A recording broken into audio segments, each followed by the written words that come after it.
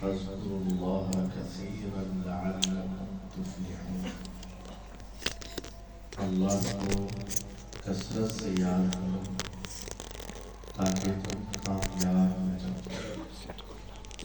اللہ تعالیٰ کو کثرت سے یاد کرنا انسان کی دنیاوی اور اخروی کامیابی کا راز اسی ہے۔ اللہ تعالیٰ کو یاد کرنے کی مختلف صورتیں ہیں۔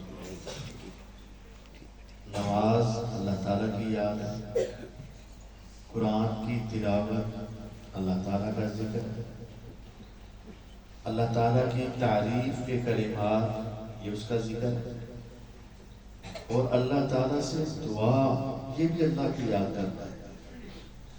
دعا مانگنا بھی اللہ کو یاد کرنا ہے کہ میں مشکل میں، تکلیف میں، مصیبت میں اللہ کو یاد کر رہا ہوں، اس سے مدد مانگ رہا ہوں۔ اور آپ کے پاس سب سے بہترین وقت اور سب سے زیادہ وقت موجود ہوتا ہے۔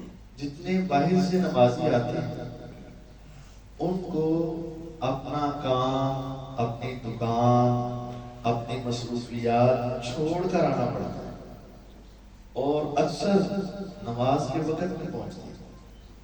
لیکن آپ سب اذان کے وقت سے فارغ ہوتے ہیں، کوئی مصروفیت نہیں۔ اذان کے بعد اذان سے اقامت کے درمیان جو وقت ہے یہ آپ کے پاس بہت قیمتی وقت ہے، اور یقین جانیے یہ نعمت آپ کے پاس ہی ہے۔ دنیا والے جو دین سے محبت کرتے ہیں وہ چاہتے بھی ہیں، لیکن اذان کے وقت ان کا پہنچنا مشکل ہوتا ہے۔ آپ کے پاس یہ وقت ہے، لا يرد الدعاء بین الاذان والاقامہ، اذان اور اقامت کے درمیان جو دعا ہے وہ رد نہیں ہوتی۔ رسول اللہ صلی اللہ علیہ وسلم نے بہت ساری دعائیں سکھائیں، لیکن یہ ایک دعا ہے جو 2 جملوں پر مشتمل ہے، بہت مختصر، لیکن ساری زندگی کی دعائیں اس میں آ جاتی ہیں۔ اللہم الہمنی رشدی واعذنی من شر نفسی، بس یہ 2 جملے ہیں۔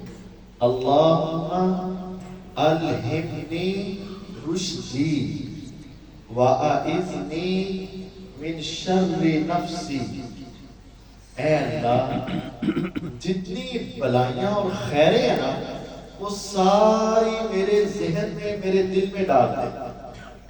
جتنی خیر کی باتیں ہیں، خیر کے کام ہیں، اچھی سوچیں ہیں، اچھی باتیں ہیں، وہ ساری میرے دل میں ڈال دے۔ وَأَعِذْنِي مِنْ شَرِّ نَفْسِي، اے اللہ جو نفس انسان کو برائی کی طرف مائل کرتا ہے اس نفس کی شرارت سے مجھے بچا لے۔ جب انسان کو ہدایت مل گئی اور شر سے محفوظ ہو گیا وہ دنیا کا سب سے کامیاب انسان ہے۔ فَمَنْ زُحْزِحَ عَنِ النَّارِ وَأُدْخِلَ الْجَنَّةَ فَقَدْ فَازَ، 2 ہی باتیں، جہنم سے بچ جائے اور جنت میں داخل ہو جائے وہ کامیاب ہے۔ اور جس کو خیر مل گئی اور شر سے محفوظ ہو گیا سمجھ لے وہ انسان کامیاب و کامیاب۔ تو یہ 2 جملے یاد کریں۔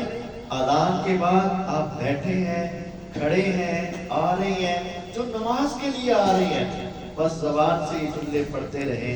دنیا آخرت کی ہر قسم کی بڑائی اس دعا میں موجود ہے، اور ہر قسم کی پریشانی سے پناہ بھی اس کے اندر موجود ہے۔